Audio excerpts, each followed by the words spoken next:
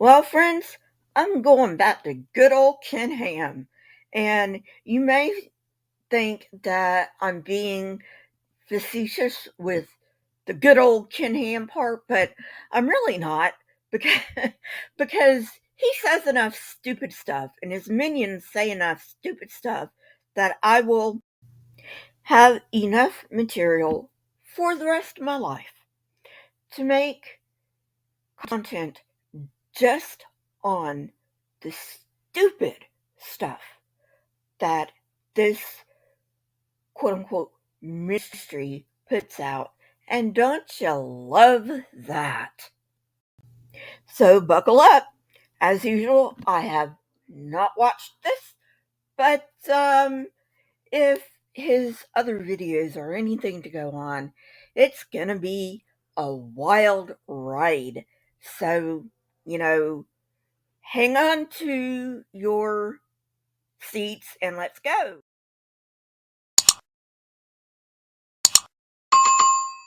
We look up in the heavens today and we see amazing sights that people didn't see until Galileo turned the telescope to the heavens. We have nebulas. Nebulas? Really, dude? Like, you can't learn to say nebulae like, a real person would? Where the fuck is Jason Lyle? At least he knows how to talk like, a human being. Nebulas, give me a break. Okay, so since you're not giving Galileo the credit he deserves, I'll do it for you. He did not invent the telescope. That honor goes to someone in the Netherlands. But in 1609, he did hear about this invention and he improved it such that he could observe the skies at 20 times magnification. This led him to discover 4 moons of Jupiter as well as a lot of other discoveries in astronomy, and he was also a mathematician. What is a nebula? This is a nebula. It may look like a colorful work of art, but it's really a giant cloud of dust and gas in space. Where did these stunning dust clouds come from? Some nebulae come from the gas and dust thrown out when a dying star explodes. When a massive star explodes, it's called a supernova. This is an example of what that looks like. Other nebulae are regions where new stars are beginning to form, called star nurseries. So, a little more about nebulae. They exist in space called interstellar space between the stars, and the closest one to Earth is the Helix Nebula, which resulted from an exploding star. It is 700 light years away from Earth, meaning that if you could travel at the speed of light, it would take you 700 years to get there. Nebulae are made primarily of the gases hydrogen and helium, and they occur in the interstellar spaces where the gas has become dense enough due to gravity to collapse in on itself, and generally making new stars.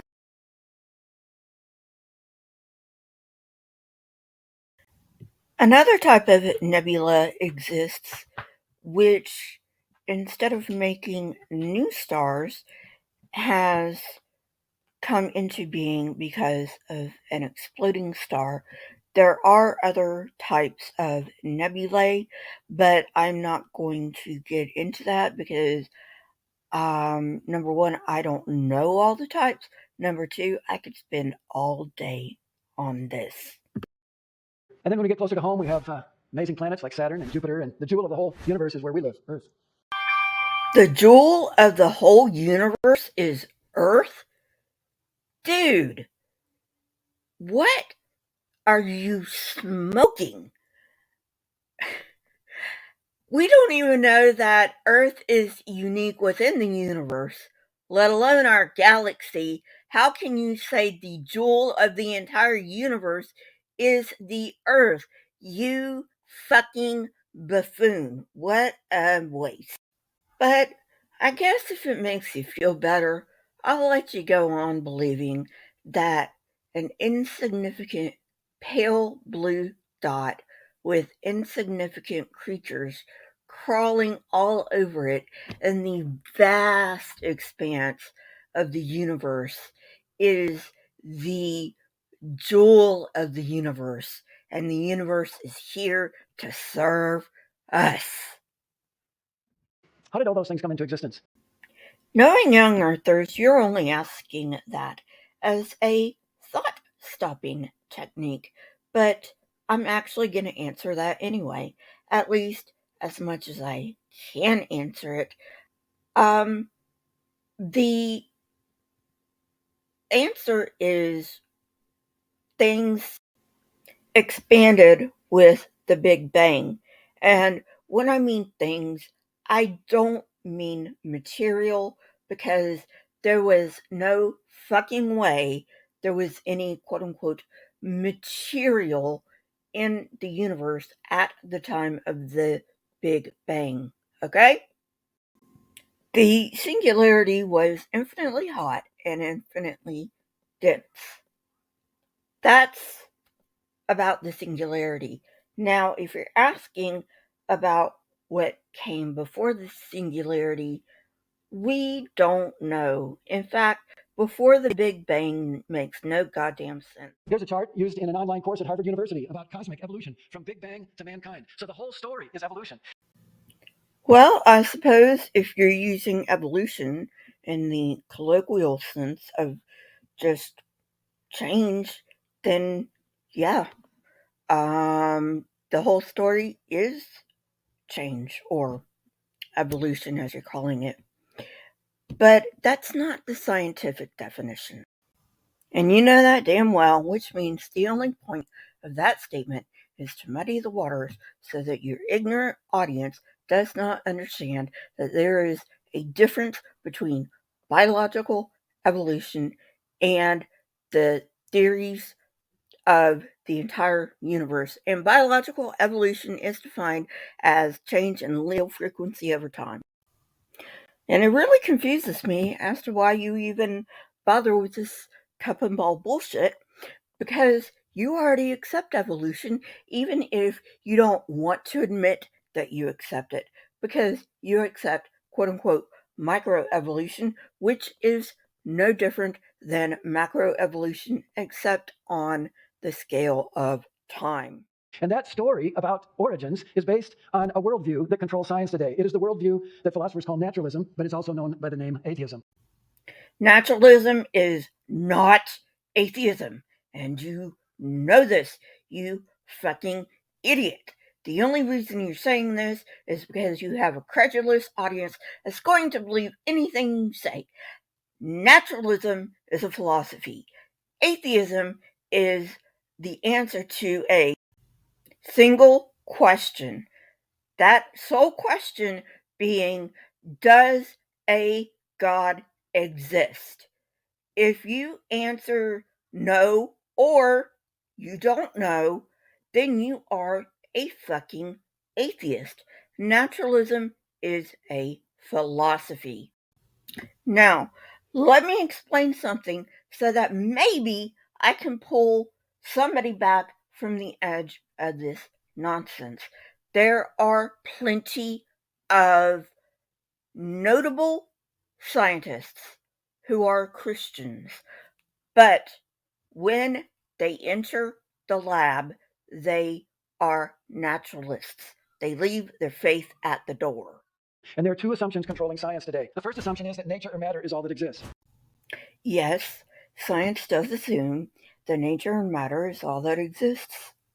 Do you know why that might be? I gotta think about that a moment. Oh, wait, I don't. You know why? It's because nature and matter is all that we see. If you can demonstrate that there is a supernatural agency, we will accept it. Now, not every scientist believes that. There are scientists who believe in God. But most scientists do their scientific work as if that's true. So they might believe in God on Sunday or Saturday, whenever they're going to their religious services. But when they do their science, they do it as if nature is all that exists. Ah, so you do know there are scientists who believe in God. And I assume you also know that there are scientists who are Christians, but you want to poison the well to say, okay, these scientists, not the right type of Christian, meaning they're not yuckers. Thank you very much for coming clean with that. But you're going to go on as if these scientists really don't believe in God anyway. And yes, reputable scientists leave their religion at the fucking lab door because if you could prove supernaturalism, that's what we would use. But you can't. And if you could prove supernatural shenanigans, at that point, what good would science even be? We'd have shit happening all the time that didn't make any fucking sense. And yet, you people live your lives as if naturalism was true. That is, you don't worry about whether or not gravity is going to suddenly wink out of existence. You don't worry if the sun is going to come up tomorrow because you know that gravity is true. You know the sun will come up tomorrow, or rather, the earth will come up tomorrow, or set tomorrow, rather. And you know that naturalism is true, and yet you want to pretend that supernaturalism is true. Forgive me for saying, but am I missing something? And the second assumption controlling science today is that everything can and indeed must be explained by three things: time and chance and the laws of nature working on matter. If you have those three things, you can explain the origin of stars and galaxies, the origin of the solar system, the origin of the earth, the origin of plants and animals, the origin of man, the origin of language, the origin of religion. You just need enough time, chance, and the laws of nature. Everything can be explained by time, chance, and the laws of nature acting on matter. Um, well, time and nature, sure, but chance, more mindless processes. I mean, after all, our universe pretty much keeps what works and discards what doesn't work. Sometimes that's not exactly the right way to look at it, but for the most part, uh, but yeah. Of course, that's less of an assumption and more of an implicit acknowledgement of the state of affairs within the universe. Okay. Because of those assumptions, the dominant view today regarding cosmic origins is the Big Bang Theory. And that happened about 13.7 billion years ago. And after a few 100 million billion years, helium and hydrogen gas clouds began to form, and they then developed centers of gravity, and that collapsed and ignited nuclear reactions, which caused the first stars to be born 10 to 12 billion years ago. So this dude's skipping over a whole lot of steps, which I guess I can understand considering this is just a seminar and this seminar is made mostly for kids and kids aren't going to understand what goes on in the early universe. Not to mention, this isn't really for education. So, first of all, I don't know a whole lot about the early universe, which I have no problem saying. And second of all, in the interest of time, I'm just not going to go that much into it. However, I need to point out that um, stars did start forming 100 million years roughly after the Big Bang. And I should point out, this is before galaxies even formed. And I have to point out that the universe had to actually cool down before this could happen. I also need to point out that these stars, called population 3 stars, are older than galaxies. So I do want to say that even though I don't know a whole lot about the Big Bang, I am learning and I will always be learning. Everyone is always learning, even the experts are always learning. And on this topic, when you read a book, make sure it's from a reliable source. Okay, just don't just get books. Now, obviously, when I'm talking about books in this context, I'm talking about academic books. In way of fiction, read whatever the fuck you want. I certainly do. But the only reason I would think that you would read an academic book from a con would be to get their take on it.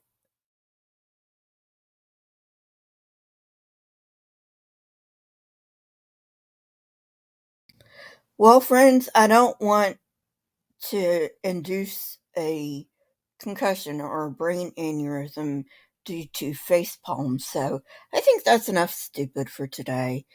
You know, if you like this kind of content, please subscribe. Um, Follow me on Twitter. For some reason, I had to get another Twitter account, so if you're already following me, please make sure that you are following me on my new account, link in the description, instead of my old account. Um, so yeah, um, we're getting invaded by the stupid over here in America. Don't know about anywhere else in the world, but definitely here in America. You know, Australia, if you want Ken Ham back, I'll gladly hand him over to you. You know, I can't deport him. I can't do anything. But anyway, but yeah, I mean, maybe together we can get him to go back to Australia. Then you guys can deal with him. Don't forget to hit the like button. And if you are not subscribed, please subscribe. If you are subscribed, make sure you're still subscribed because for some reason YouTube loves to unsubscribe people. And I will talk to you next time. Bye, everyone. I recently set up a Patreon account. You can follow me over there. I will start releasing patron only content as soon as I get probably about 10 people. So, yeah, follow me over there only if you are in a financially stable position. If you like what I do, please consider becoming a member of this channel. You can become a member for as low as 99 cents a month. You get custom emojis and you get these debunks early. Well, friends, until next time, I bid you adieu, and may you always have stupid to entertain you. Goodbye.